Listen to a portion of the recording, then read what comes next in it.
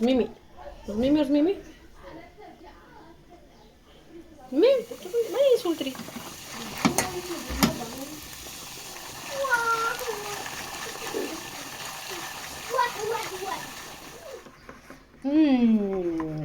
الله الله عليك اسقيوها ولا عصيطه ونخليوها على راحتها. نطفو عليها دابا راه صافي طابت.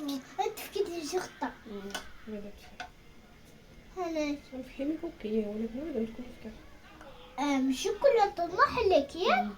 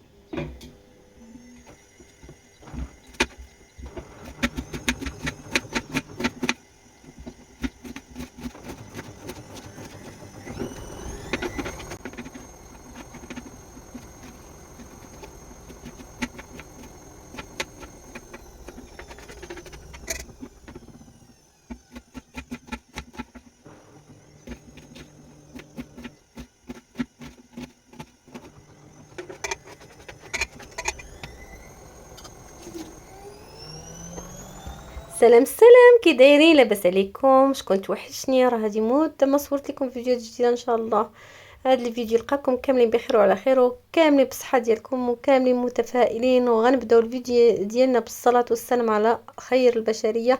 اللهم صل وسلم وبارك على نبينا محمد وعلى اله واصحابه اجمعين.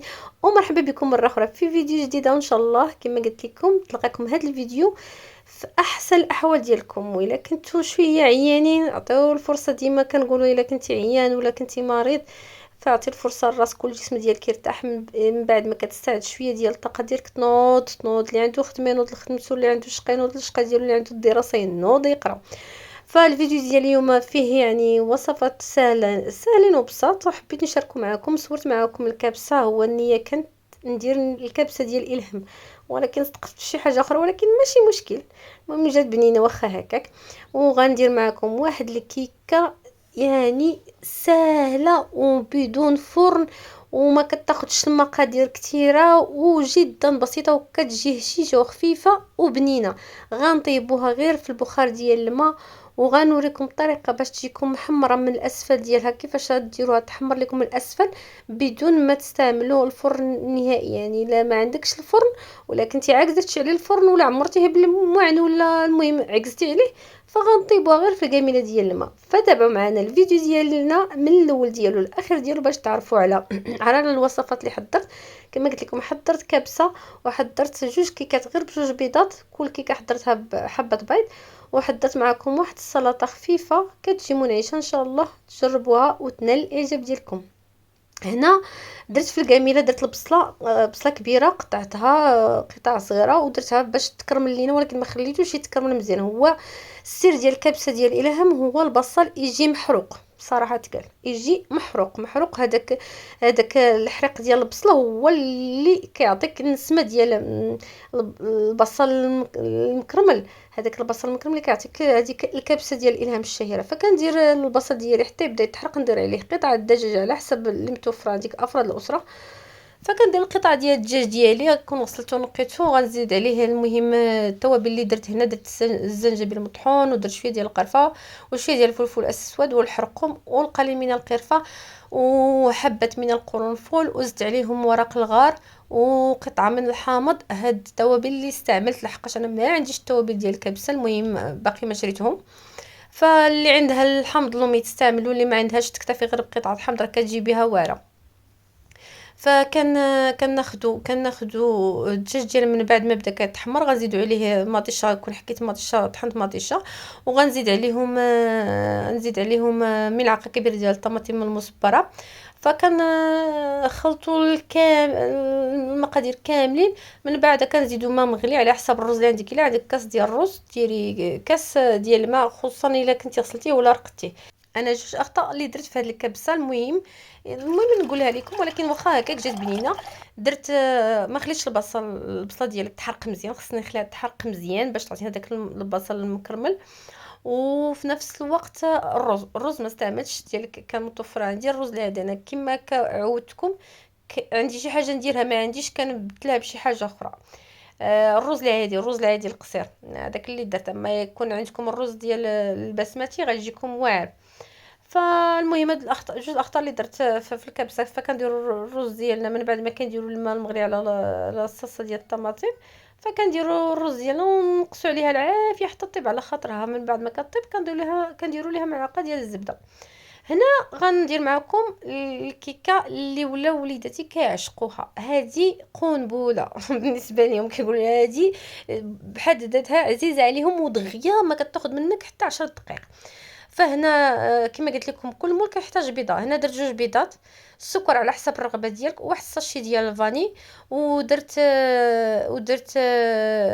واحد يوغورت مسوس، وزدت عليه واحد كاس هذاك ديال اليوغورت، عبرت به درت فيه كاس ديال الماء، ودرت نص ديالو ديال الزيت. فكنخلط المقادير كاملين حتى يتخلطوا لينا وينسجموا، ونضيفوا عليهم الدقيق تدريجيا. المهم على حسب المهم الدقيق ديالك كديري حتى تحصلي على الخليط ديال الكيك العادي. فكتاخدي المول ديالك المدهون بالزبده ومرشوش بدقيق، كديري شويه ديال الخليط الابيض، ومن بعد كتاخدي الساشي ديال الكاكاو وتضيفيها اللي باقي لك في الاناء اللي كتخلطي فيه. فمن بعد ما كتاخدي شويه عاوتاني ديال الخليط اللي فيه الكاكاو كديريه على العادي، كتاخدي كامله غتكوني درتي فيها الماء يتغلى. من بعد كتنقصي عليه العافيه. والماء ما تعمروهاش بزاف، ديروا القياس اللي المول عندك الا كبير غديري نص ديال. المهم العبر ياخذ لك من ديري المول ديالك في القميله الماء يوصل ليه النص، يعني باش الا سديتي عليها ما يطلع لكش الماء يدخل لك الكيكه. كنديروا الكيكه ديالنا وكناخذوا واحد فوطه باش هذاك البخار ما يرجعش لينا على الكيكه. كناخذوا الفوطه كنلفوها على الغلاقه ديال القميله وكنسدوا عليها وكنخليوها. راه ما كتاخذش 10، هي 8 دقائق 10 دقائق. المهم الا درتي هذه ديال البيضه، الا درتي على حسب الا بغيتي تكون في المول الكبير غتاخذ الوقت اكثر. اما الا درتي ديال بيضه واحده راه ما كتاخذش الوقت نهائيا. فكتسدي عليها تقريبا 10 دقائق راه كتوجد. فكنخليوها كما قلت لكم على عافيه مهيله حتى طيب لينا على خاطرها. هنا غندير معكم واحد الصوص ما داصرش ما مكلف، غير اللي عندك جيبيه وحطيه. الكاسرون درت فيه شويه ديال السكر وكملات ليا السكر ديال سنيده، ودرت جوج طوبه ديال السكر، ودرت جوج معالق كبار ديال الحليب الحليب البودره، والساشي ديال الفاني، وجوج ساشي ديال الكاكاو. درت واحد الساشي، ومن بعد درت ملعقه اخرى وزدت عليهم جوج ملاعق كبيره ديال الدقيق، وزدت عليهم 4 الكيسان ديال اتاي ديال الماء، وغنخلطهم ونردهم على العافيه ونبقى نحرك فيهم. راه هاد الصوص كيجي واعر بدون ما ديري فيه قطعه ديال الشكلاط، يكون غليظ. فنردوا على العافيه تكون مهله حتى يطيب لينا، نبقاو نحركوا حتى يطيب لينا. هنا الكيكه شفتوها من بعد ما حيدتها من الماء راه ما جاتش نهائيا معجنه. كناخذوا هذيك اللي كنديروا في تحت الطاجين ملي غنطيبوه باش ما يطرطقش لينا، كنديرها فوق العافيه ونرد العافيه نقص عليها مزيان ونحطها حتى تحصلين على اللون الذهبي من الاسفل ديالها. ولكن ردوا البال عندكم تحرق لكم، عندكم زعما تحرق لكم من الاسفل. شفتوا كيما كتجي ذهبيه خفيفه وكتجي هشيشه بزاف. عرفتي كتبداي تاكلي بالمعلقه، تاكليها غير بالمعلقه. شفتوا كيفاش كتجي خفيفه هشه. فكناخذوا الخليط اللي بقى ليا ونفس المول غندهنو عاوتاني بشويه ديال الزبده ونرشوا عليه الدقيق، ونديروا الخليط اللي بقى لينا في المول. من بعد كنردوه لنفس القميله باش يطيب لينا حتى هو. والصوص ديالنا من بعد ما وجدت هكا راه كتجي بنينه بلا دانيت بلا ديال الكريم ولا ديال الشكلاط، كتجي هكاك بنينه. من بعد ما كطيب لينا كنديروها ملعقه ديال الزبده بوحدها، ما كنديروا لا زيت نباتيه لا شي حاجه اخرى. كنديروا نكتفوا بملعقه صغيره ديال الزبده ونخلطوها مزيان، راه كتجي خاطره وكتجي بنينه. وانا ولكن الا حبيتي غتزيدي عليها داك دانيت ديال الشوكولاته والكراميل باش تحصلي على واحد النسمه مختلفه.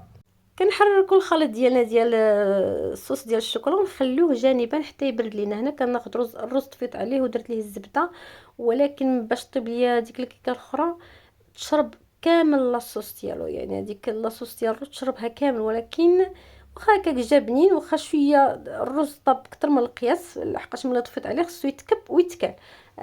انا يعني يتكب في الطبسيل ويتكل، ما هو ما تخليهش في القاميله. الا خليتيه في القاميله راه كيجي شارب. ولكن الا كان الرز العادي والا استعملتي البسمتي راه كيصبر هو والرز ديال الكبسه.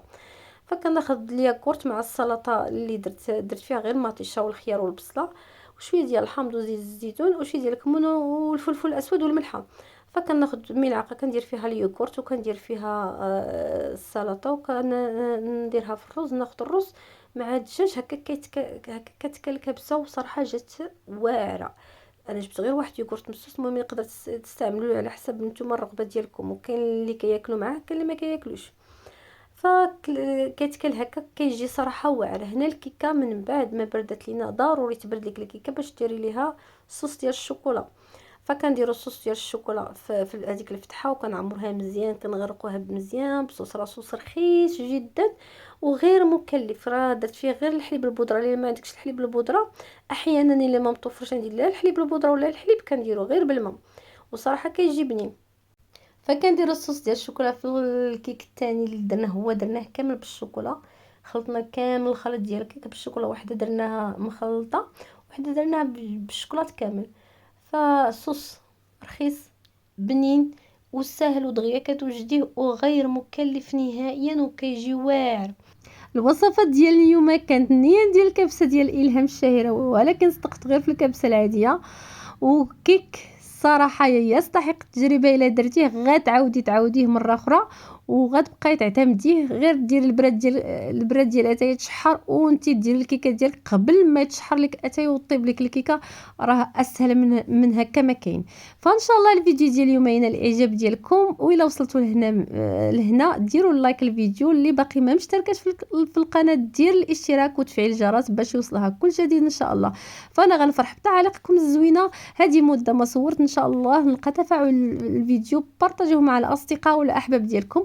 قطعت لكم قطعه من الكيك كتشوفوها كتجي واعره هشيشه خفيفه كتذوب في الفم الصراحه، والصوص جدا سهل وبسيط. فان شاء الله الفيديو ديال اليوم ينال الاعجاب ديالكم، وغنقول لكم نتلاقاو في امان الله جميعا.